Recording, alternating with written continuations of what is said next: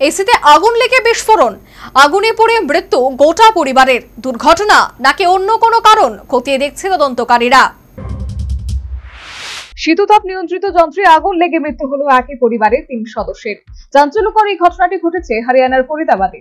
জানা যাচ্ছে, শহরের ফিল্ড কলোনি এলাকায় একটি বাড়িতে বাস করতেন সচিন কাপুর, তার স্ত্রী রিঙ্কু ও মেয়ে সুজান।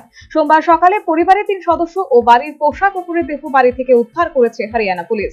উল্লেখ্য, প্রায় একই রকম একটি দুর্ঘটনা ঘটে গিয়েছিল গত মার্চ মাসে। দিল্লির কৃষ্ণনগরে এসির কম্প্রেসার বিস্ফোরণ করে এক ব্যক্তির মৃত্যুর ঘটনা ঘটেছিল। মে মাসে উত্তরপ্রদেশে একই রকম ভাবে একই পরিবারের একজন মৃত্যু ও অন্য সদস্য ভয়ঙ্করভাবে জখম হয়েছিলেন। এই মর্মান্তিক দুর্ঘটনার সঠিক কারণ এখনো স্পষ্ট না হলেও প্রাথমিক তদন্তে পুলিশের অনুমান, শর্ট সার্কিটের কারণে শীততাপ নিয়ন্ত্রিত যন্ত্রে আগুন লেগে বড় বিস্ফোরণ হয়।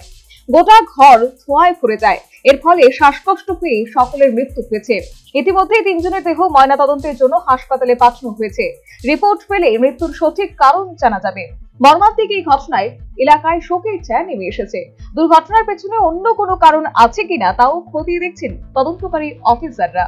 National bureau report, news vanguard.